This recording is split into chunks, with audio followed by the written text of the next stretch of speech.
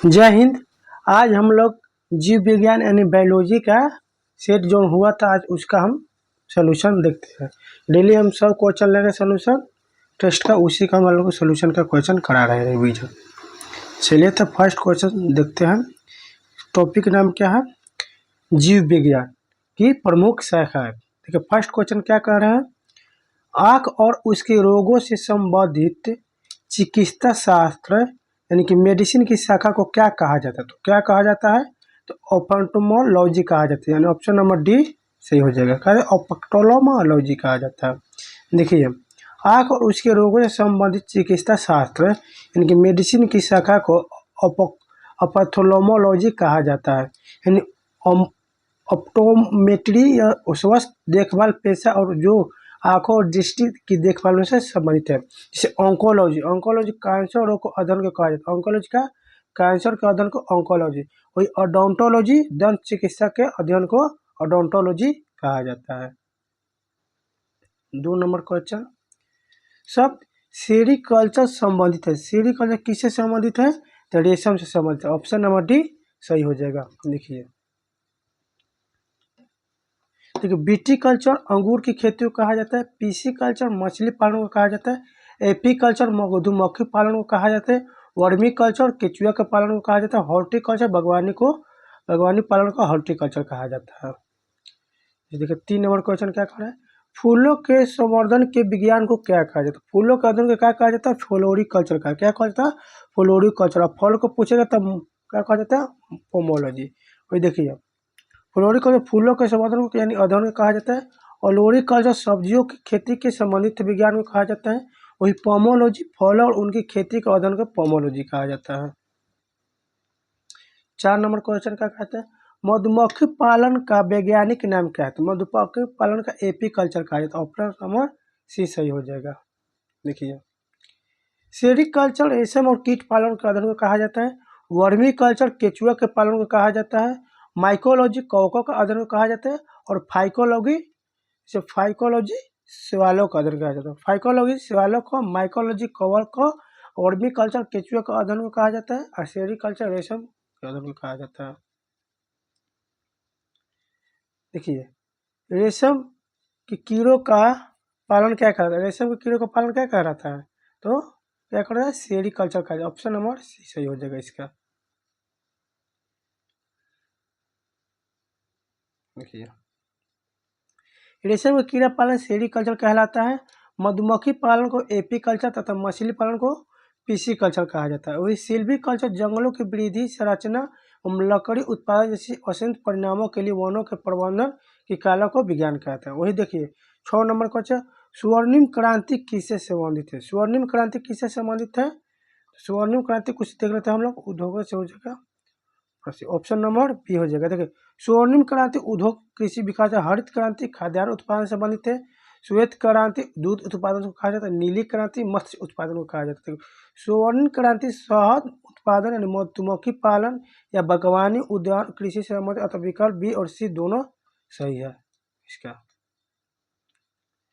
Question number 7 देखते हैं, जिस प्रकार एंथ्रोपोलॉजी संबंधित है उसी उसी तरह ऑर्निथोलॉजी संबंधित है, तो पक्षी के अध्ययन को ऑर्निथोलॉजी कहा जाता है। ऑप्शन नंबर बी सही हो जाएगा।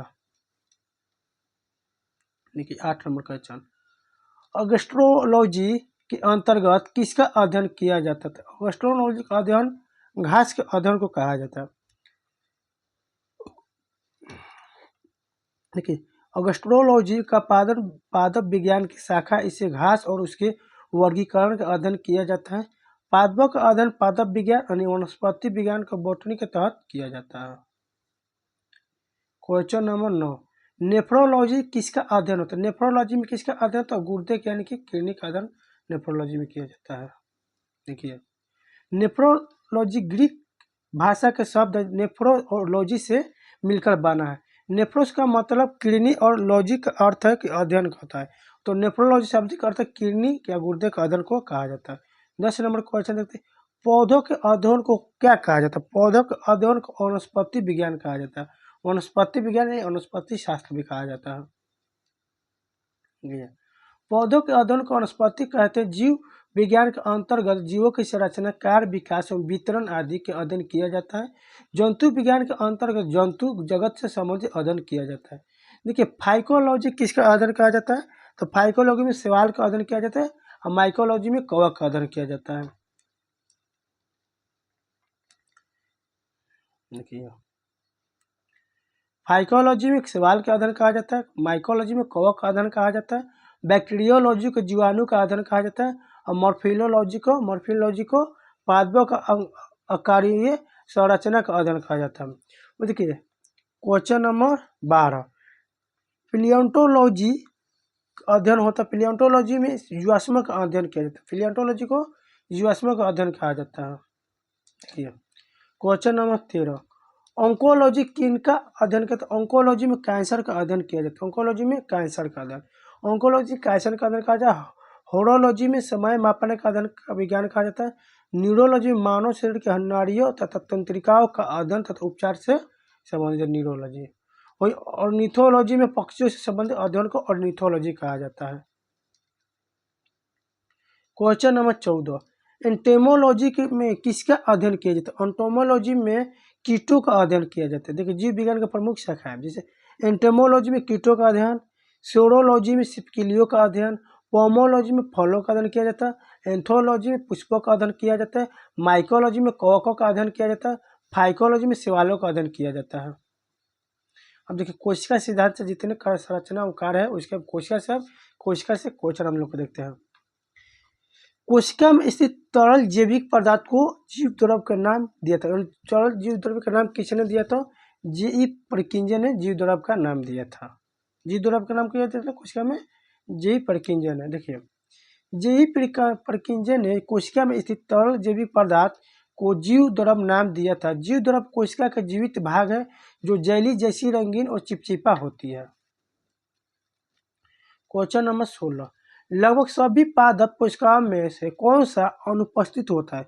कोशिक पादप में पूछता है तो ऑप्शन ऑफ तरकाय अनुपस्थित होते हैं, यानी कि तरकाय नहीं होता है पादप कोशिका में। देखिए लगभग सभी पादप कोशिकाओं में तरकाय अनुपस्थित होता है और समांतर जंतु कोशिकाओं में पाया जाता है और कोशिका विभाजन के दौरान तंतु गठन में महत्वपूर्ण भूमिका निभाता है, जबकि अन्य तीनों कोशिकाएं भित्ति, पोल्स्टिड और राजधानी पादप कोशिका में पाए जाते हैं। क्वेश्चन नंबर देख लेते हैं 17,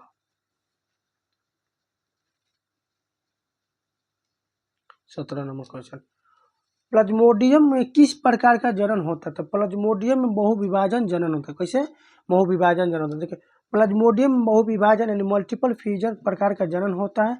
यह एक प्रकार का अलैंगिक जनन होता है और जिसे केंद्र बार बार विभाजित होता है, जिसके बाद कोशिका द्रव अलग अलग भागों में बढ़ जाता है, जिससे कई नई संतुष्टि कोशिकाएं बनती है। यह प्रक्रिया विशेष रूप से सिजोगोनी कहलाता है। कैसे सिजोगोनी कहलाता है।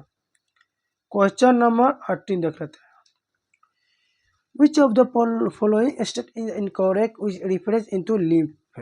लिम्फ यानी लसिका, निम्नलिखित में से कौन सा कथन लिम्फ के संदर्भ में गलत है। तो गलत पूछ रहा है, इसमें कौन सा संदर्भ गलत है।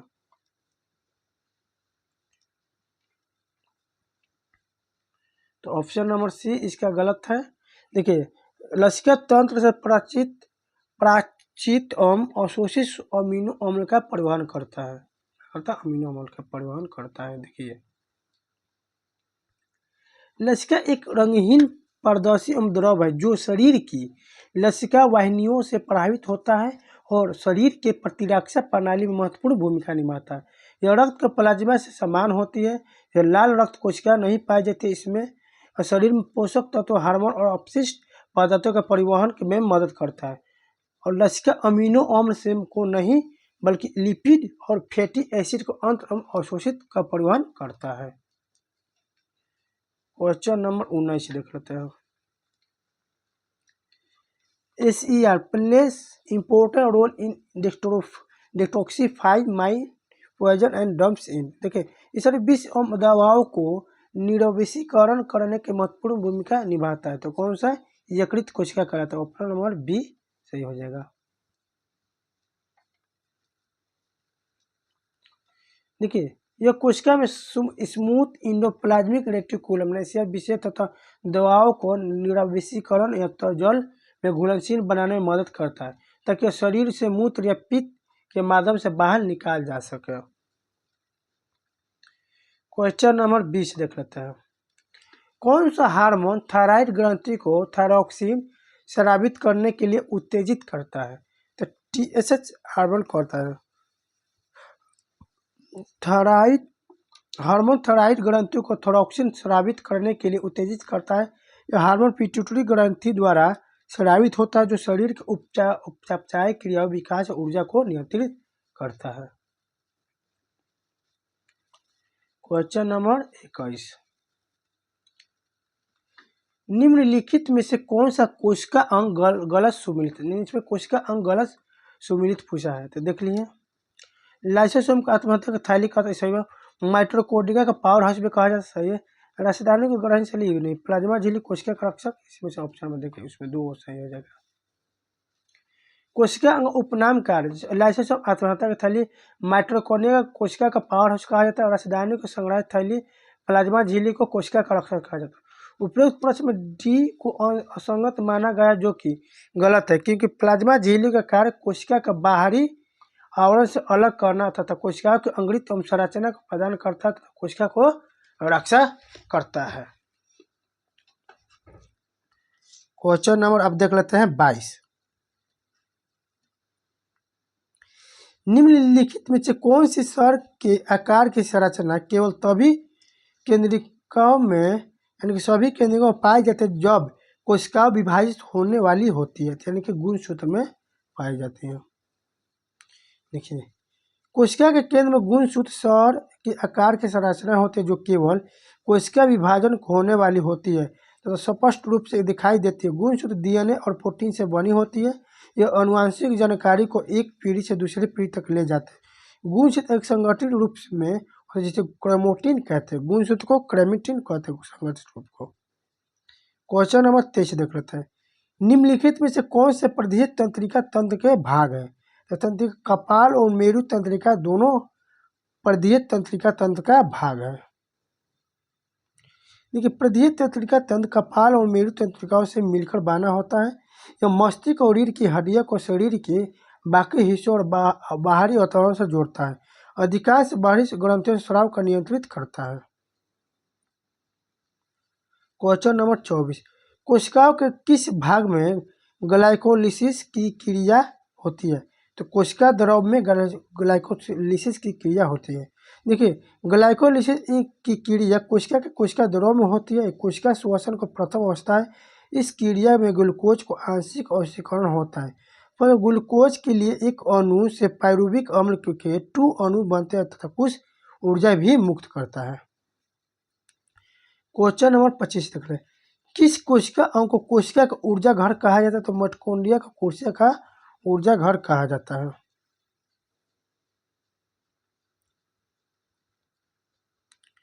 देखिए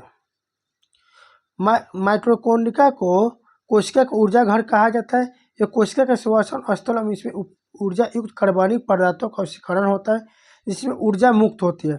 माइटोकॉन्ड्रिया का खोज अल्बर्ट वन कोलिकर ने किया यानी अल्बर्ट क्री करेंगे। Question number 26। कौन कोशिकाओं की भित्ति पर जमा हुआ पदार्थ होता है? तो सुबेरिन होता है। क्या होता है? सुबेरिन।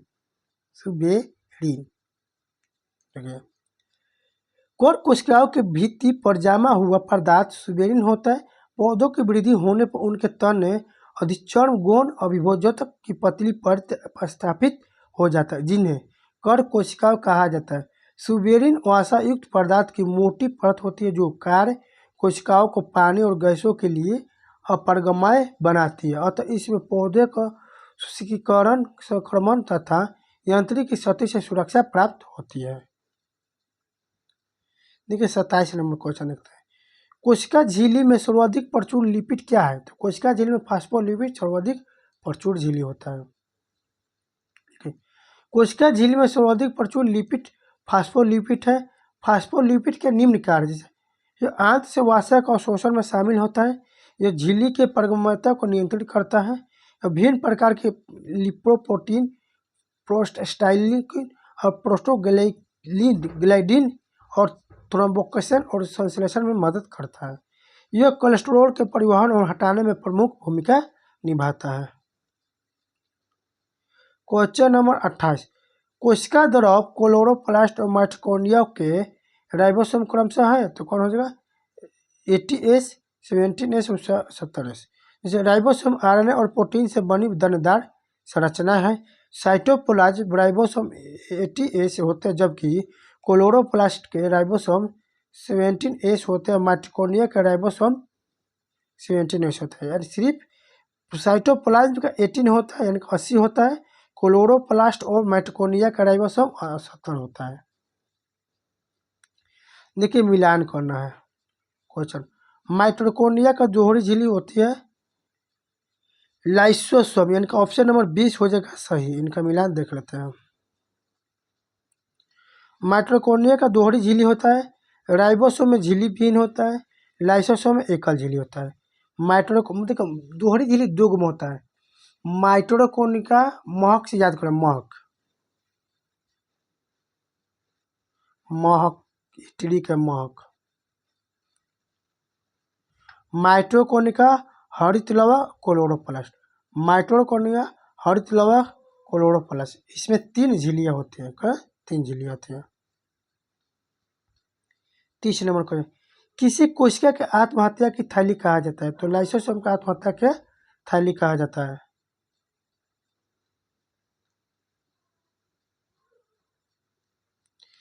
डी, लाइसोसोम की कोशिका आत्महत्या की थैली कहा जाता है। लाइसोसोम शब्द ग्रीक भाषा से 2 शब्द लाइसो और सोम से बना है। लाइसो का अर्थ होता है पाचक तथा सोम का अर्थ होता है कार्य, यानी लाइसोसोम का अर्थ पाचक कार्य होता है। इसकी खोज डी ड्यूबे ने की थी। यह एकल झिल्ली से आबाद कोशिका अंग है, जिसमें प्रचुर मात्रा में अम्लीय हाइड्रोलाइटिक एंजाइम पाए जाते हैं। यह सभी प्रकार के जैविक बहुलक यानी कार्बोहाइड्रेट, प्रोटीन, लिपिड और न्यूक्लिक अम्लों का पाचन करता है। क्वेश्चन नंबर 31 तक, कवक की कोशिका भित्ति का मुख्य अवयव क्या है। कवक की कोशिका भित्ति काइटिन से बना है। ऑप्शन नंबर ए सही हो जाए। देखिए कवक की कोशिका भित्ति का मुख्य अवयव काइटिन है। कवक यूकेरियोटिक जीव है जिनमें सुवानी, ऊतक तथा हरित लवक नहीं पाए जाते। इस संघ के अंतर्गत ईस्ट यानी कवक मोल्ड जैसे सूक्ष्मजीव का शामिल किया जाता है। कवक एक कोशिकीय तथा बहुकोशिकीय दोनों प्रकार का होता है। यह एक कोशिकीय कवक का संपूर्ण शरीर जड़ तना पत्तियों में विभाजित न होकर एक थैले के रूप में विकसित होता है। इसके विपरीत बहुकोशिकीय कवकों का संपूर्ण शरीर धागे के समान होता है, जिन्हें हाइफे कहा जाता है। कवकों के अध्ययन को माइकोलॉजी कहा जाता है। क्वेश्चन नंबर 32 देख लेते हैं। न्यूक्लियस से बाहर डीएनए मिलता है। न्यूक्लियस से बाहर डीएनए माइटोकॉन्ड्रिया में मिलता है। देखिए माइटोकॉन्ड्रिया का ऊर्जा उत्पन्न करने के कारण कोशिका का ऊर्जा गृह कहा जाता है। इसमें न्यूक्लियस से बाहर डीएनए मिलता है। माइटोकॉन्ड्रिया अधिकांश यूकेरियोटिक जीवों में पाए जाने वाले एक डबल मेम्ब्रेन बाउंड ऑर्गेनल है। यह साइटोप्लाज्म के अंदर पाया जाता है और अनिवार्य रूप से कोशिका के पाचन तंत्र के रूप में कार्य करता है। क्वेश्चन नंबर 33 देख लेते हैं। कोशिका भित्ति कोशिका में अनुपस्थिति होती है क्यों। जंतु के कारण होती है कोशिका भित्ति। जंतु कोशिका में कोशिका भित्ति अनुपस्थित होती है, जबकि पादप जीवाणु में कवक कोशिका भित्ति उपस्थित होती है। तो पौधे जीवाणु और कवक जीव द्रव झिल्ली के बाहर पाए जाने वाले द्रव निर्जीव आवरण को कोशिका भित्ति कहते हैं। कोशिका भित्ति कोशिका की केवल यांत्रिक हानियों और संक्रमणों से रक्षा नहीं करता, बल्कि यह कोशिकाओं के बीच आपसी संघ बनाए रखता है और असंगठित वृद्धि अणुओं के लिए अवरोध रखता है, प्रदान करता है। देखिए शैवालों की कोशिका भित्ति शैवाल से गैलेक्टोन, मेम्ब्रेन और खनिज जैसे कैल्शियम कार्बोनेट की बनी होती है, जबकि पौधों में यह सेल्यूलोज, हेमीसेल्यूलोज, पैक्टिन और प्रोटीन की बनी होती है। क्वेश्चन नंबर 34 देखते हैं। कोशिकीय पूर्ण सक्रियता की अवधारणा प्रस्तुत करने वाले वैज्ञानिक कौन सा है, तो हेबोलैंड। कौन हेबोलैंड। कोशिकीय पूर्ण सक्रियता की अवधारणा प्रस्तुत करने वाले वैज्ञानिक हेबोलैंड सजीवों के प्रत्येक कोशिका में उस जीवों के सभी लक्षणों को उत्पन्न करने की क्षमता को कोशिकीय पूर्ण शक्ति कहते हैं।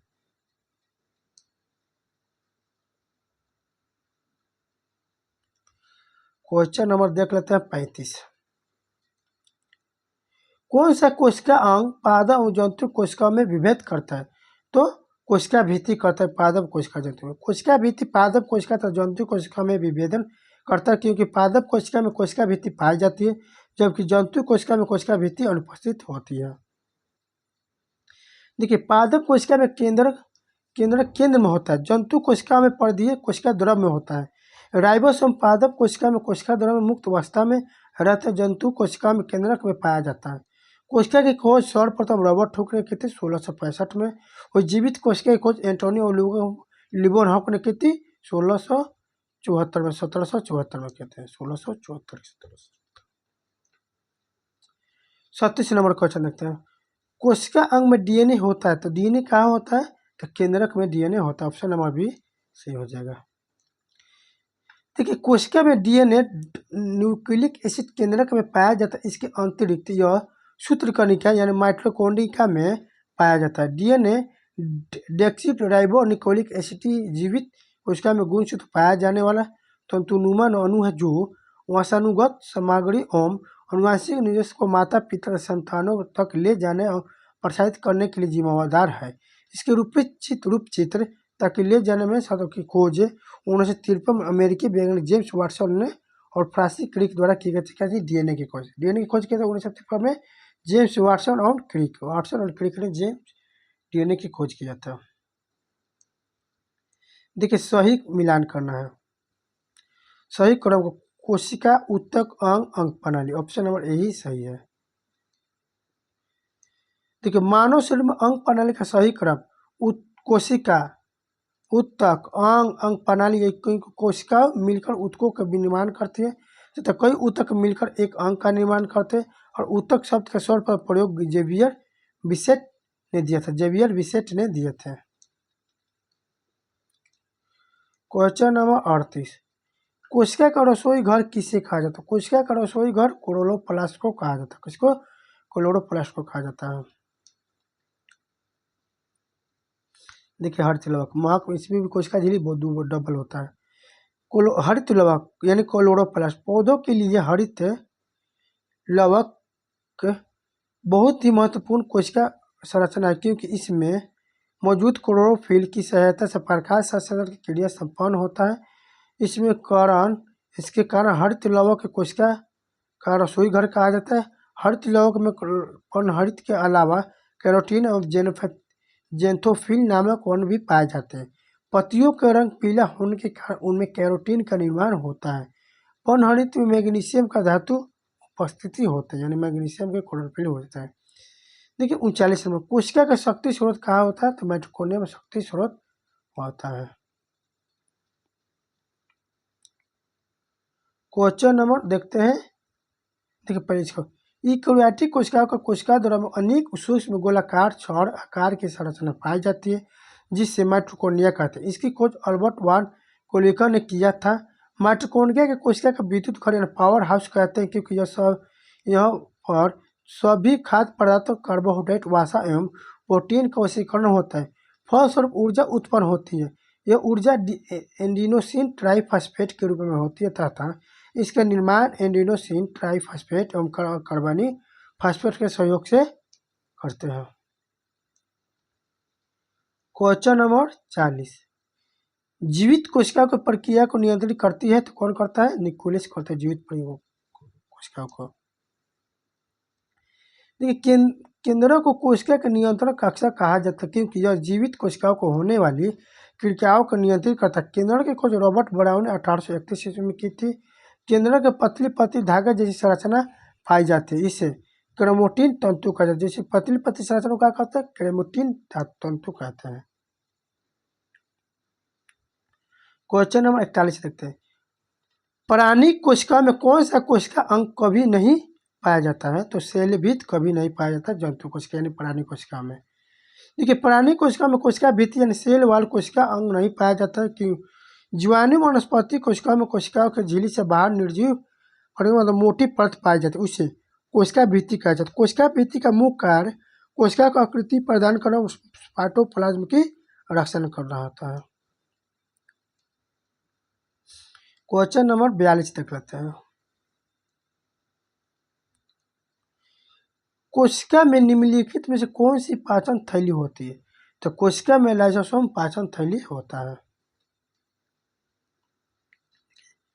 लाइसोसोम की खोज डी ड्यूबेन नामक एक वैज्ञानिक ने की। सूक्ष्म गोल इकहरी झिल्ली से घिरी होती है जैसी संरचना होती है। लाइसोसोम में सभी प्रकार के जल अपघटनीय एंजाइम जो अम्लीय परिस्थितियों में सर्वाधिक सक्रिय होते हैं। यह enzyme carbohydrate, protein, lipid, nucleic अम्ल हम पाचन में सूक्ष्म, इसीलिए इसे पाचन थैली भी कहा जाता है। इसे आत्महत्या भी थैली भी कहा जाता है। स्तनधारियों के लाल रक्त कणिकों में लाइसोसोम नहीं पाया जाता है। क्वेश्चन नंबर 43, प्रोटीन संश्लेषण होता था। प्रोटीन संश्लेषण राइबोसोम में होता है। प्रोटीन संश्लेषण राइबोसोम महत्वपूर्ण भूमिका निभाता है, अर्थात यह प्रोटीन का उत्पादन स्थल है, इसलिए इसे प्रोटीन फैक्ट्री भी कहा जाता है। राइबोसोम आकार एवं अवसाद गुणक के आधार पर दो प्रकार का होता है। 70S राइबोसोम, 80S राइबोसोम होता है।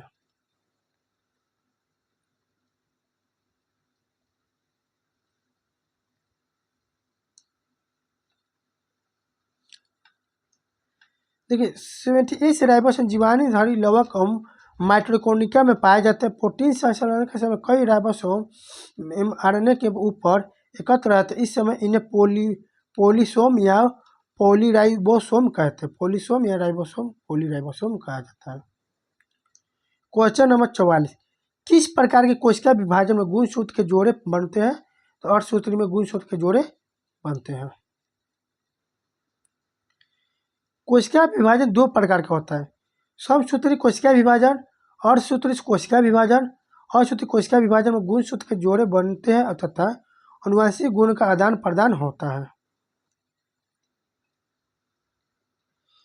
क्वेश्चन नंबर 45, निम्नलिखित में से किसकी उपस्थिति के कारण पादप कोशिका को प्राणी कोशिका के से अलग पहचान जा सकता है? तो कोशिका भित्ति में किया जाता है।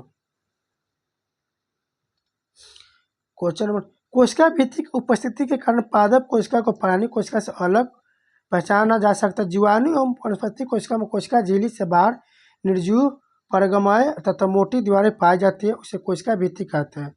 वनस्पति कोशिका में यह कोशिका झिल्ली से बाहर, किंतु जीवाणु में स्लाइम परत के नीचे रहती है। जीवाणु की कोशिका भित्ति पेप्टिडोग्लाइकन की, कवकों की कोशिका भित्ति काइटिन की, हंसवालों की कोशिका भित्ति सेलुलोज के पेप्टिड की तथा अन्य विकसित पौधे में सेलुलोज की बनी होती है।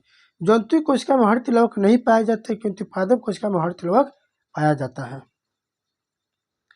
क्वेश्चन नंबर 46 देखते हैं, निम्नलिखित में से कौन सी संरचना प्रोकैरियोटिक कोशिकाओं में नहीं पाई जाती है? तो केंद्रक झिल्ली प्रोकैरियोटिक कोशिकाओं में नहीं पाया जाता है। देखिए केंद्रक झिल्ली से प्रोकैरियोटिक कोशिकाओं में नहीं पाया जाता है। प्रोकैरियोटिक कोशिकाओं को कोशिका एवं जो एक कोशिकीय जीव का निर्माण करती है जिसकी संरचना असाधारण होती है, जिससे केंद्रक उपभाग उपस्थिति नहीं होती है। क्वेश्चन नंबर 47, मियोसिस के लिए कौन सा कथन सही है? तो मियोसिस के लिए मियोसिस अर्धसूत्री विभाजन होता है। ऑप्शन नंबर बी सही हो जाएगा। देखिए मियोसिस एक प्रकार की कोशिका विभाजन है जो यूकेरियोटिक कोशिका वाले प्राणियों में लैंगिक जनन के लिए आवश्यक है। इसमें अर्धसूत्रण एवं द्वारा युग्म कोशिका पैदा होती है। मियोसिस असूत्री विभाजन है जिसमें गुणसूत्र का ह्रास होता है। हम असूत्री विभाजन दो चरणों में होता है। क्वेश्चन नंबर 48, तारक रश्मियाँ निकलती है। तारकाएं रश्मियाँ निकलते किससे निकलते हैं? ऑप्शन नंबर ए सही है। तारकाएं केवल जंतु कोशिका में पाई जाने वाली बेलन जैसी रचना होती है। तारकाएं दो प्रकार के भाग होता है, सेंट्रियोल और सेंट्रीस्फीयर। सेंट्रियोल को ही चारों ओर धागे तरह का तारक रश्मि निकलती है। तारकाएं कोशिका विभाजन मदद करता है। तारकाएं की खोज वान ब्रेडन ने की थी, जिसका नामकरण थियोडोर पोवरी ने 1888 में किया था। क्वेश्चन नंबर 49 देखते हैं, पादपों में होता है जबकि पशुओं में वह नहीं होता। क्या नहीं होता है? सेल्यूलोज। सेल्यूलोज पौधों की कोशिका भित्ति का मुख्य अवयव है जो कोशिका यंत्रिक आधार प्रदान करता है। ग्लूकोज का बहुलक है जो पशुओं में नहीं पाया जाता है। ग्लूकोज का बहुलक होता है। क्वेश्चन नंबर 50, शरीर के ऊतकों का निर्माण किससे होता है? तो शरीर के ऊतकों का निर्माण प्रोटीन से होता है। ऑप्शन नंबर डी सही हो जाएगा। देखिए, समान उत्पत्ति तथा समान कार्य संपादित करने वाले कोशिकाओं के समूह को ऊतक कहते हैं और शरीर में ऊतकों का निर्माण प्रोटीन से होता है। क्वेश्चन नंबर 51, कोशिका में राइबोसोम का क्या कार्य होता है? तो कोशिका में राइबोसोम का डीएनए प्रोटीन संश्लेषण में सहायक होता है। राइबोसोम का मुख्य कार्य अमीनो अम्ल को जोड़ा प्रोटीन संश्लेषण में सहायता करता है। इसकी खोज सर्वप्रथम जॉर्ज पोलेट ने 1955 में किया था। क्वेश्चन नंबर 52, कोशिका में सूत्रकणिका का क्या कार्य है? सूत्रकणिका ऊर्जा पैदा करना होता है। माइटोकॉन्ड्रिया का दूसरा नाम है सूत्रकणिका। यूकेरियोटिक कोशिकाओं को कोशिका द्रव के अनेक सूक्ष्म गोलाकार सौर कण के आकार की संरचना पाई जाती है, जिन्हें सूत्रकणिका और माइटोकॉन्ड्रिया कहते हैं। माइटोकॉन्ड्रिया का प्रमुख कार्य सभी खाद्य पदार्थ, कार्बोहाइड्रेट्स, वसा, प्रोटीन ऑक्सीकरण करने के फल से ऊर्जा उत्पन्न करना है। इसीलिए इसे कोशिका का पावर हाउस कहते हैं। यह ऊर्जा एडिनोसिन ट्राइफॉस्फेट एटीपी के रूप में होती है तथा इसका निर्माण एडिनोसिन ट्राइफॉस्फेट एटीपी और कार्बनिक फॉस्फेट के रूप में करता है। क्वेश्चन नंबर 53 देख लेते हैं। कोशिका में द्रव में आने जाने का नियंत्रण कौन करता है? तो द्रव में आने जाने के कारण कोशिका झिल्ली करता है। ऑप्शन नंबर डी सही हो जाएगा। कोशिका में द्रव से आने जाने के नियंत्रण कोशिका झिल्ली करती है। प्रत्येक कोशिका के सबसे बाहरी चारों ओर एक बहुत पतली, मुलायम और लचीली झिल्ली के रूप में होता है। इसे प्लाज्मा झिल्ली तथा प्लाज्मा मेम्ब्रेन कहते हैं। जंतु और वनस्पति दोनों कोशिका में पाई जाती है प्लाज्मा झिल्ली।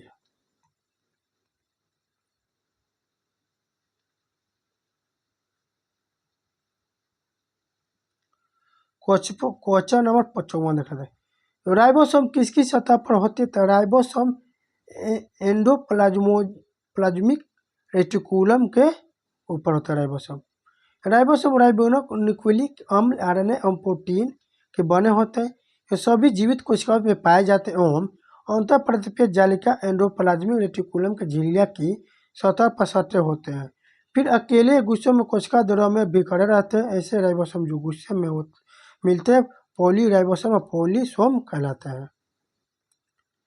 क्वेश्चन नंबर देख लेते हैं 55, कौन सा संयोजी ऊतक जानवरों में मांसपेशियों को हड्डियों से जोड़ता है? तो कांडरा जोड़ता है। ऑप्शन नंबर ए सही हो जाएगा। देखिए, कांडरा नामक संयोजी ऊतक जानवरों में मांसपेशियों को हड्डियों से जोड़ता है। यह एक रेशेदार संयोजी ऊतक होता है जो मांसपेशियों की शक्ति को हड्डियों तक पहुंचाता है, जिससे गति संभव होता है। क्वेश्चन नंबर 56 देख लेते हैं। यह संयोजी ऊतक जो अस्थियों से मांसपेशियों को जोड़ता है उसे क्या स्नायु कहा जाता है। अस्थियों मांसपेशियों को जोड़ने वाला संयोजी ऊतक कंडारा कहलाता है। कंडारा एक कठोर रेशेदार संयोजी ऊतक की लचकदार पट्टी है। जोड़ों को भी खिसकाने के लिए मांसपेशियां कंडारा को खींचती है। कंडराएं मांसपेशियों को संरचना प्रदान करने हेतु नेत्र गोलक के समान जुड़ी हो सकती है। अस्थियों से जोड़ने वाले ऊतक को स्नायु कहते हैं, जैसे बीबी लाल है। बोन को जोड़ता है लिंगामेट, स्नायु कहते हैं। और बोन एम को जोड़ता है टेंडरा जोड़ता है। उपस्थिति यानी संयोजक ऊतक जो कान और नाक, गले में, श्वास नलिका में पाया जाता है। एरियोल ऊतक पूरे शरीर में वितरित होते हैं और मुख्य रूप से अन्य ऊतकों के बीच पैकिंग संबंध के रूप में कार्य करते हैं। क्वेश्चन नंबर देख लेते हैं 57, मिलान करना है। कॉलम 1 को कॉलम 2 से मिलान का सही विकल्प हो गया है। द्रव संयोजी ऊतक स्पाइनल कॉर्ड, उपकाला ऊतक त्वचा, जोड़ों की सतह, रक्त तंत्रिका उपस्थित। ऑप्शन नंबर बी सही हो जाएगा। ऑप्शन नंबर बी सही सिमुलेशन देख लेते हैं। देखिए, द्रव संयोजी ऊतक रक्त में होता है, उपकाला ऊतक त्वचा में होता है, जोड़ों की सतह उपस्थित होता है, तंत्रिका ऊतक स्पाइनल कॉर्ड होता है। तंत्रिका ऊतक स्पाइनल कॉर्ड, जोड़ों की सतह उपस्थित, उपकाला ऊतक त्वचा, द्रव संयोजी ऊतक होता है रक्त। तरल संयोजी ऊतक उसी को बोला जाता है। क्वेश्चन नंबर देख लेते हैं 58, निम्नलिखित में कौन सा संयोजी ऊतक नहीं है? तो उभारवा संयोजी ऊतक नहीं है। देखिए संयोजी ऊतक शरीर के जैविक ऊतकों है जो विभिन्न अंगों ऊतकों को जोड़ता है, सहारा देता है तथा बांधते हैं। यह शरीर के सभी अंगों को व्यापक रूप से फैलाते हैं। संयोजी ऊतक में उदाहरण रक्त तरल संयोजी ऊतक और अस्थियां मजबूत कठोर संयोजी ऊतक और उपास्थि मजबूत लचीला संयोजी ऊतक करता है। क्वेश्चन नंबर 59, रक्त एक प्रकार का है तो रक्त पर संयोजी ऊतक है। ऑप्शन नंबर डी हो जाएगा। रक्त एक विशेष प्रकार का संयोजी ऊतक है जिसमें प्लाज्मा रक्त कोशिकाएं, लाल रक्त कोशिकाएं, सफेद रक्त कोशिकाएं, प्लेटलेट पाई जाती है। ए बी और ओ चार मुक्त रक्त है जो रक्त समूह का निर्धारण माता पिता से मिले जीन द्वारा होता है। क्वेश्चन नंबर 60 देखते हैं, हमारे शरीर की गति के लिए कौन सा ऊतक उत्तरदायी है? तो कौन सा ऊतक? पेशी ऊतक उत्तरदायी है। देखिए हमारे शरीर की गति के लिए पेशी ऊतक उत्तरदायी होता है जो सिकुड़न और शिथिलित होने की क्षमता रखता है, जिससे स्वैच्छिक और अनैच्छिक दोनों तरह का गतिविधियां संभव होता है। इसमें कंकाल, हृदय, चिकनी पेशियां नामक 3 प्रकार के पेशी ऊतक शामिल होता है। क्वेश्चन नंबर देख लेते हैं 61, मनुष्य में संयोजी ऊतकों के लिए उदाहरण की पहचान कीजिए। तो हड्डी हो जाएगा उसका। संयोजी ऊतक ऊतक है जो शरीर के अन्य ऊतकों और अंगों का सहारा देते, जोड़ते और उन्हें सुरक्षित रखते हैं। यह ऊतक मुक्त कोशिकाओं, प्रोटीन, फाइबर और एक मैट्रिक्स से बने होते हैं। संयोजी ऊतक 2 प्रमुख उदाहरण है। हड्डी शरीर के आकार एवं अंगों का सहारा प्रदान करता है। दूसरा रक्त, यह तरल संयोजी ऊतक जो पोषक तत्वों एवं अन्य पदार्थों के परिवहन में महत्वपूर्ण भूमिका निभाता है। क्वेश्चन नंबर 62 देखते हैं, लाइसोसोम होता है जो पाचन केंद्र होता है। लाइसोसोम जंतु कोशिका में प्रचुर मात्रा में पाए जाते हैं। यह इनके निर्माण गोलिकाएं में होता है तथा अंत कोशिका पाचन का मुख्य स्थान होता है। कभी कभी लाइसोसोम अपनी ही कोशिकाओं का पाचन कर कोशिका को नष्ट कर देते हैं। इसी कारण इन्हें आत्महत्या की थैली और पाचन थैली भी कहा जाता है। क्वेश्चन नंबर 63 देख लेते हैं, पौधे में द्वितीय वृद्धि के लिए उत्तरदायी ऊतक कौन सा है?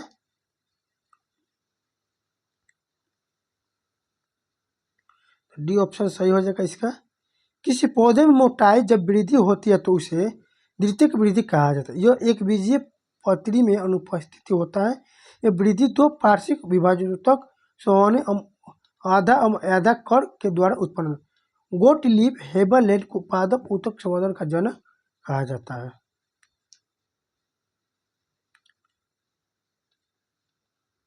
क्वेश्चन नंबर 64, निम्नलिखित में कौन से ऊतक का अंतर कोशिकीय क्षेत्र बड़ा होता है?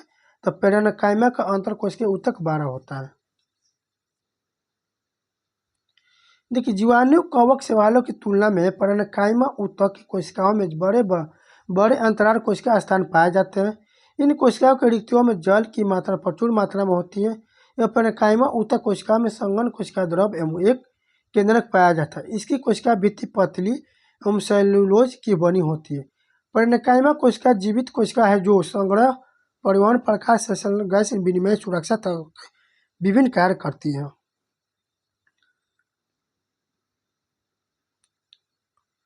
क्वेश्चन नंबर 65, निम्न में से किसमें लसिका उपस्थित होता है? संवहन ऊतक में लसिका उपस्थित होता है। देखिए लसिका द्रव आंतरिक तरल पदार्थ में एक प्रकार का जो कोशिका ऊतकों का अन्य पदार्थों में निकलता है, यह संवहन ऊतक में उपस्थित होता है। रोगाणुओं, जैविक कचरे, विषाक्त पदार्थ और अन्य मलबे के खिलाफ एक फिल्टर के रूप में कार्य करता है। संवहन क्रिया में लसिका कोशिकाओं तक जरूर पोषक तथा हार्मोन एंजाइम में पहुंचाता है। अब देख रहे लिस्ट ऑप्शन क्वेश्चन नंबर कहाँ से आएगा? जैव अणु यानी लिपिड, प्रोटीन, न्यूक्लियक अम्ल से आएगा। जैसे डीएनए का पूर्ण रूप का है deoxy Nikolic acid, deoxy ribo Nikolic acid. Option number D सही हो जाएगा।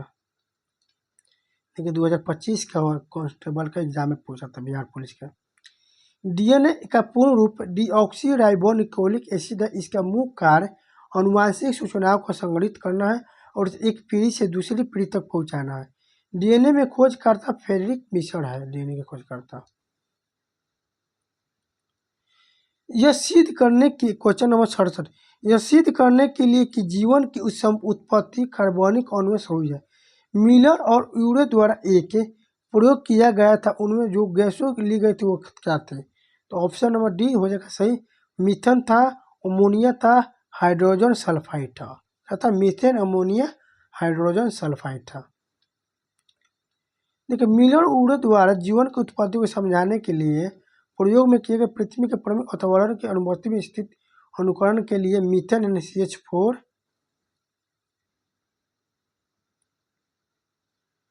Ammonium NH3, hydrogen sulphide H2S और जल वाष्प H2O का उपयोग किया जाता है। इस प्रयोग इन गैसों का एक बंद पात्र में रखा गया और विद्युत विभाजन के माध्यम से ऊर्जा प्रदान की गई, जिसके परिणाम स्वरूप कार्बनिक होगी जैसे अमीनो अम्ल बनने से जीव विज्ञान के निर्माण खंड माने जाते हैं। क्वेश्चन नंबर 68, निम्नलिखित में से कौन सा प्लाज्मा मौजूद नहीं होता है? तो अपाचित भोजन में प्लाज्मा मौजूद नहीं होता है। प्लाज्मा रक्त का तरल घटक है जो संपूर्ण रक्त से रक्त कोशिकाओं के निलंबन में रखता है। यह मुख्य रूप से जल से 90 से 5% बना होता है। उसमें लवण, प्रोटीन, हार्मोन और अपशिष्ट उत्पादित सहित विभिन्न पदार्थ होते हैं, जबकि अपचित भोजन प्लाज्मा मौजूद नहीं होता है। क्वेश्चन नंबर देखते हैं 69, न्यूक्लियोसाइड है तो न्यूक्लियोसाइड एक प्यूरिन,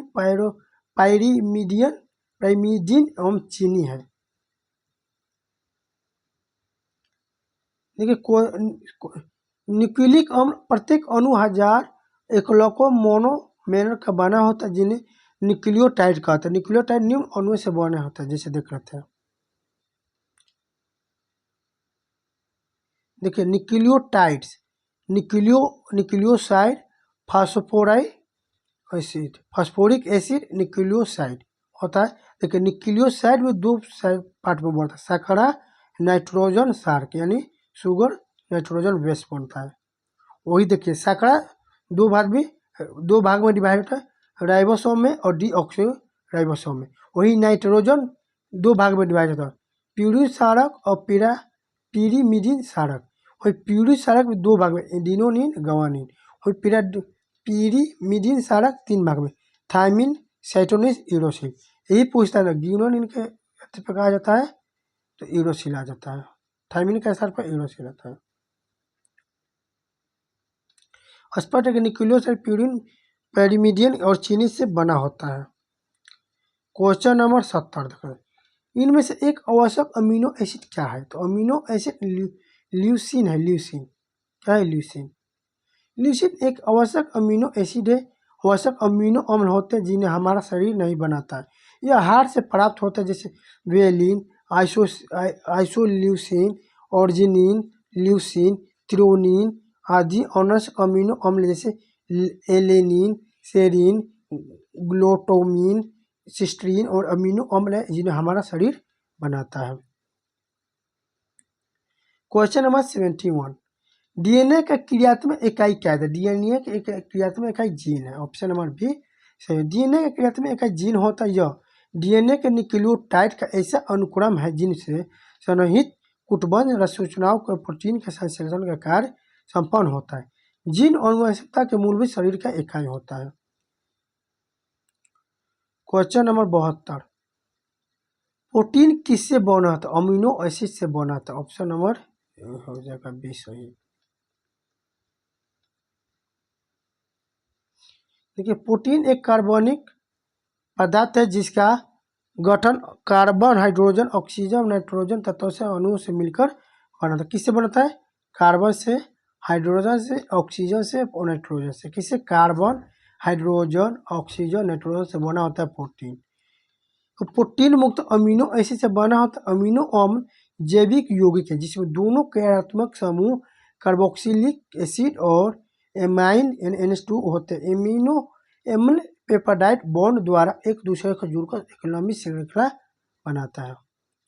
क्वेश्चन नंबर 73 देखते हैं, जब न्यूक्लिक अम्ल एंजाइम की तरह व्यवहार करते हैं तो क्या कहलाते हैं? राइबोसोम कहता है। क्या कहता है? राइबोसोम। Option number B. जब न्यूक्लिक अम्ल एंजाइम की तरह व्यवहार करते हैं तो राइबोसोम कहलाता है। यह उत्प्रेरक का कार्य करता है जिसमें जीवाणु में ट्रांसलेशन होता है। यह पॉली एमिनो पेप्टाइड बंध से जुड़ा होता है। न्यूक्लिक अम्ल दो होते हैं, डीएनए और तथा आरएनए। क्वेश्चन नंबर 74, डीएनए किसमें पाया जाता है? डीएनए केंद्रक में पाया। किसमें? केंद्रक में। डीएनए केंद्रक में पाया जाता है जबकि आरएनए की अधिकांश मात्रा केंद्रक से बाहर होती है। डीएनए में डी ऑक्सीराइबोज श्रृंखला होती है, आरएनए में राइबोज श्रृंखला होती है। डीएनए के कार्य माता पिता के लक्षणों का संतुलन में लाना है जबकि आरएनए के कार्य प्रोटीन का निर्माण करना है। डीएनए में थायमिन बेस होता है जहाँ कोई आरएनए में यूरोसिल बेस होता है। क्वेश्चन नंबर 75, लाइपेज द्वारा वसा के जलीय अपघटन से क्या प्राप्त होता है? तो ऑक्सी अम्ल और ग्लिसरॉल प्राप्त होता है। क्वेश्चन नंबर बी, लाइपेज द्वारा वसा के जलीय अपघटन में वसी अम्ल और ग्लिसरॉल प्राप्त होता है। लाइपेज एक पाचक एंजाइम है जिसका उत्पादन अग्नाशय और मुंह पेट में होता है। क्वेश्चन नंबर 76 है, निम्नलिखित में से कौन सा एक प्रोटीन नहीं है? तो इसमें से प्रोटीन कौन है? लिपोसाइट एक प्रोटीन नहीं होता है। दिए गए विकल्पों में लिपोसाइट एक प्रोटीन नहीं है, जबकि लिपोसाइट एक प्रकार का श्वेत रक्त कणिका होता है जो शरीर के प्रतिरक्षा तंत्र को मजबूत करने के लिए जिम्मेदार होता है। कोलेजन, इलास्टिन तथा रेशम प्रोटीन के उदाहरण। शरीर के में प्रोटीन का कार्य शरीर का मरम्मत और मुआवजा प्रदान करना होता है। क्वेश्चन नंबर 77, गुआनिन और साइटोसिन जुड़े होते हैं तो 3 हाइड्रोजन बॉन्ड से द्वारा होता है। डीएनए में 4 प्रकार के क्षार उपस्थित होते हैं, एडेनिन, थाइमिन, गुआनिन और साइटोसिन। हाइड्रोजन बॉन्ड द्वारा एक दूसरे से जुड़े होते हैं।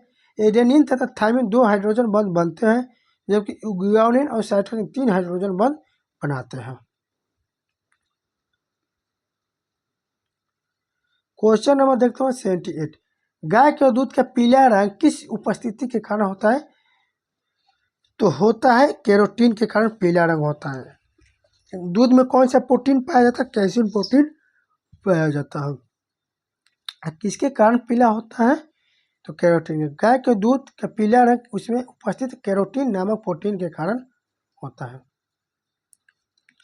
अनुवांशिक यानी जेनेटिक्स से क्वेश्चन देख लेते हैं 79, हाइड्रा में मुकुलन की प्रक्रिया संतानों में अनुवांशिक स्थिति कैसे सुनिश्चित करते हैं? तो हाइड्रा में ऑप्शन नंबर 20 सही हो जाएगा। हाइड्रा में मुकुलरों का उद्भव समसूत्री विभाजन से होता है। देखिए, हाइड्रा में मुकुलन एक प्रकार का अलैंगिक प्रजनन है जिसमें एक नया हाइड्रा समसूत्री विभाजन द्वारा उत्पन्न होता है। समसूत्री विभाजन के कारण संतान मूल जीवों में मूत्र कोशिका के समान अनुवांशिक समग्र होता है जिसमें अनुवांशिकता स्थिर बनी रहती है। क्वेश्चन नंबर 80, निम्नलिखित में डीएनए प्रतिबंधन में डीएनए खंडों को जोड़ने हेतु किस एंजाइम का प्रयोग किया जाता है? तो लाइगेजेस का उपयोग किया जाता है। डीएनए प्रतिबंधन में डीएनए खंडों को जोड़ने के लिए लाइगेज नामक एंजाइम पाया जाता है। उपयोग किया जाता है कि एंजाइम फास्फोडाइएस्टर बंध के निर्माण उत्प्रेरक के डीएनए के छोटे टुकड़ों को आपस में जोड़ता है जिससे एक संपूर्ण डीएनए अणु का निर्माण किया जाता है। क्वेश्चन नंबर 81, यदि एक बच्चे को पिता से X गुणसूत्र वंशानुगत प्राप्त हुआ तो बच्चा होगा? तो वो लड़की होगी। क्या होगी? लड़की। X मिलेगी तो लड़की होगी। एक्साइज इंस्पेक्टर का क्वेश्चन, मनुष्यों में 23 जोड़े गुणसूत्र यानी कुल 46 गुणसूत्र जो मनुष्य में लिंग निर्धारण के लिए में मुख्य भूमिका निभाते हैं। महिलाओं में XX तथा पुरुषों में XY गुणसूत्र होते हैं तथा यदि X गुणसूत्र वाले शुक्राणु अंडे को निषेचित करता है तो युग्मनज XX स्त्री शिशु के रूप में विकसित होता है। यदि Y गुणसूत्र वाला शुक्राणु अंडों को निषेचित करता है तो युग्मनज XY पुरुष शिशु के रूप में विकसित होता है। क्वेश्चन नंबर 82, मानव में अनुवांशिक पदार्थ मुख्य रूप से किसमें बना होता है? तो डीएनए में बनता है। ऑप्शन नंबर ए हो जाएगा सही। देखिए, मानव में अनुवांशिक पदार्थ मुख्य रूप से डीएनए से बना होता है। स्टोन प्रोटीन डीएनए को महत्वपूर्ण संरचना प्रदान करते हैं। ये प्रोटीन की तरह कार्य करते हैं जिसमें चारों ओर डीएनए कुंडलित होता है।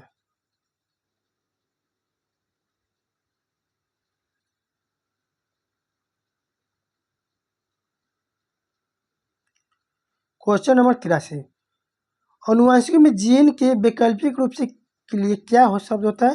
तो एलील शब्द होता है। अनुवांशिकी में जीन कैसी विशेष लक्षण को नियंत्रित करने वाले डीएनए की इकाई होती है? जब एक ही जीन में विभिन्न रूप में पाया जाता है तो उन्हें एलील कहा जाता है। क्वेश्चन नंबर 84, क्रॉसिंग ओवर में होता है आनुवंशिक समग्र आदान प्रदान होता है। क्रॉसिंग ओवर ऐसी प्रक्रिया जिसमें एक गुणसूत्र पर स्थित जीन्स का समूह समाजगत गुणसूत्र पर स्थित समान जीनों के समूहों द्वारा स्थान परिवर्तन कर लेता है, उसे विनिमय और क्रॉसिंग ओवर कहते हैं। इसमें आनुवंशिक समग्र का आदान प्रदान किया जाता है। क्वेश्चन नंबर 85, कायिक प्रवर्धन का लाभ यह है कि उस प्रकार का उत्पन्न सभी पौधों में क्या होता है, तो वह आनुवंशिक रूप से समान होता है। ठीक है, किसी पौधे के वर्धी भागों जैसे जड़, तना, पत्ती द्वारा नए पौधे तैयार होना कायिक प्रवर्धन कहलाता है। यह अलैंगिक जनन की एक रूप है। इसमें पौधे में केवल वर्धी भाग ही हिस्सा लेते हैं। इस विधि से उत्पन्न सभी पौधे आनुवंशिक रूप से जनक पौधों के समान ही होते हैं, जैसे गाना, गुलाब, अंगूर। क्वेश्चन नंबर 86, आनुवंशिक व जनक किन्हें कहा जाता है, तो आनुवंशिक जेजे मॉडल को कहा जाता है। आनुवंशिक जनक जेजे मॉडल ग्रेकर जोहान मॉडल कहा जाता है। एक पीढ़ी से दूसरी पीढ़ी में जीवों में मूल गुणों का संचार आनुवंशिक कहलाता है। ग्रेगर जोहान मेंडल ने मॉडल का पौधा प्रयोग किया था। क्वेश्चन नंबर 87, मानव जाति में निम्नलिखित में किस प्रकार का लिंग निर्धारण पाया जाता है, तो ऑप्शन नंबर ए XY पाया जाता है। मानव का प्रत्येक कोशिका में 23 जोड़े गुणसूत्र पाया जाता है, जिसमें 22 जोड़ों को अलिंग गुणसूत्र तथा अंतिम 23वें जोड़ के लिंग गुणसूत्र कहते हैं। द्विगुणित अवस्था में मादा लिंग गुणसूत्र XX तथा नर लिंग गुणसूत्र XY होते हैं। नर के इन्हीं गुणसूत्रों द्वारा मानव में लिंग निर्धारण होता है। क्वेश्चन नंबर देख लेते हैं 88, जब डीएनए निर्भर और आरएनए के पॉलीमरेज बहुलक होता है, उसकी दिशा होती है, क्या होता है, देख लीजिए ऑप्शन ए हो जाएगा।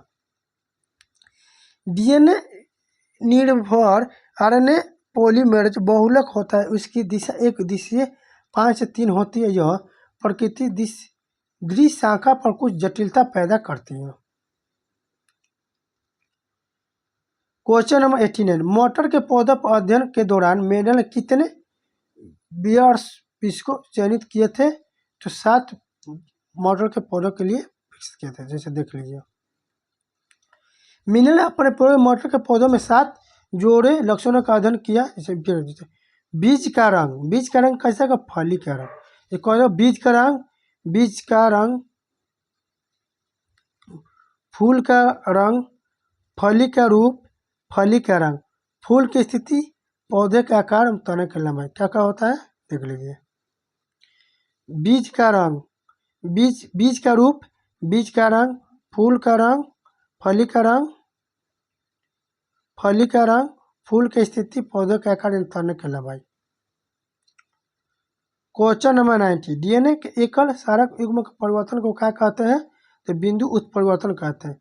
डीएनए के किसी एक सारक युग्म न्यूक्लियोटाइड क्रम में होने वाले परिवर्तन बिंदु उत्परिवर्तन कहलाता है। बिंदु उत्परिवर्तन का उदाहरण कोशिका अखंडता का होता है।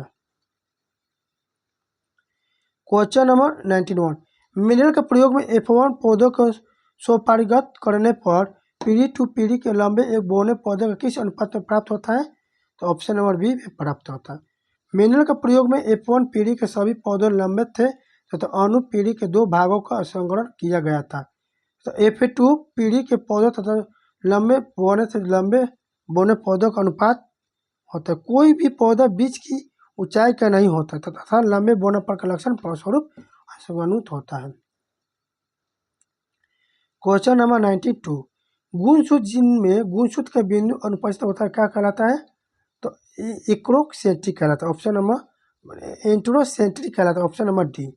गुणसूत्र जिनमें गुणसूत्र बिंदु अनुपस्थित होता है वह एंट्रोसेंट्रिक अकेंद्रीय और गुणसूत्र कहलाते हैं। जब गुणसूत्र किसी एक किनारे पर हो तो ऐसे ट्रांसेंट्रिक कहते हैं। किसी स्थान पर गुणसूत्र बिंदु उसमें इसमें एक गुणसूत्र भाग 12 तथा दूसरा छोटा हो, गुणसूत्र एक प्रकार के एक्रोसेंट्रिक कहलाता है। जोड़ों में पाए जाने वाले गुणसूत्र द्विगुणित कहलाता है।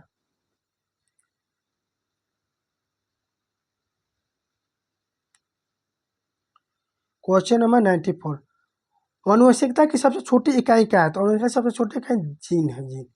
आनुवंशिकता की सबसे छोटी इकाई जीन है। यह डीएनए की लंबी श्रृंखला का छोटे खंड है। यह आनुवंशिकता की बुनियादी भौतिकी और कार्यात्मक इकाई होता है। प्रत्येक व्यक्ति की प्रत्येक जीन की दो प्रतियां होती है। प्रत्येक माता पिता से विरासत में मिली जीन होती है और जीन प्रोटीन नामक अणु बनने के निर्देशक के रूप में कार्य करते हैं। कई जीन एक साथ गुणसूत्र बनाते हैं। मानव शरीर में 23 जोड़े गुणसूत्र होते हैं। क्वेश्चन नंबर 95, अनुवांशिक विकार जिसमें केंद्रक में 47 क्रोमोसोम होते हैं क्या कहलाता है? तो क्लाइनफेल्टर सिंड्रोम कहलाता है। क्लाइनफेल्टर सिंड्रोम में लिंग गुणसूत्र 2 के स्थान पर 3 होते हैं, जैसे एक्स एक्स वाई। इसमें केंद्र में 47 क्रोमोसोम गुणसूत्र हो जाते हैं। इसमें आंतरिक एक्स गुणसूत्र की उपस्थिति के कारण वृषण होते हैं और पर एक उनमें शुक्राणु नहीं होते, ऐसे पुरुष नपुंसक कहलाता है। क्वेश्चन नंबर 96, मेडल ने मटर पर किए गए अपने प्रयोगों के लिए निम्न से कौन सा लक्षण का चयन नहीं किया था? फूल का रंग किया था, फूल बीज का रंग, फूल का रंग, फूल की स्थिति, फूल की आकृति का नहीं किया। ऑप्शन नंबर डी नहीं किए थे। जॉर्ज मेंडल ने मटर पर किए गए प्रयोगों में 14 असली प्रजनन वाले मटर के पौधों की किस्म के जोड़े के रूप में चुना जो विपरीत लक्षण वाले थे। इसमें जिन्होंने बीज के रंग के, फूल की स्थिति, पौधे की ऊंचाई, रंग का चयन किया था, जबकि फूल की आकृति का चयन नहीं किया था। क्वेश्चन नंबर 97, किस क्षेत्र में योगदान के लिए ग्रेगर जोहान मेंडल जाने जाते हैं? तो अनुवांशिकी के लिए जाना जाता है। ग्रेगर जोहान मेंडल अनुवांशिकी के लक्षणों के संचारण में योगदान के लिए जाना जाता है। मेंडल ने मटर के पौधों पर अनुवांशिकी का प्रयोग किया था। Question number 98, Gregor Johan Mendel ने किस प्रकार के अनुवांशिक की नियमित प्रतिपादित किया था? तो मटर पर किया था। ग्रेगर जोहान मेंडल ने अनुवांशिक क्रिया के नियमों का साथ उपयोग मटर के पौधों पर प्रतिपादित किया था, इसीलिए इन्हें अनुवांशिकी का जनक कहा जाता है। Question number 99, last question test का, निम्नलिखित में कौन सा अनुवांशिक है? तो जीन है। गुणसूत्रों पर स्थित डीएनए एक बनी है और ऐसी सूत्र संरचना होती है जो अनुवांशिक लक्षणों का धारण है उनके एक पीढ़ी से दूसरे पीढ़ी में स्थानांतरण करती है, जीन डीएनए होती है। तो थैंक यू। कैसा लगा सेट और कोच सेट में कितना नंबर है कमेंट करेगा इस वीडियो में, ठीक है। थैंक यू, जय हिंद।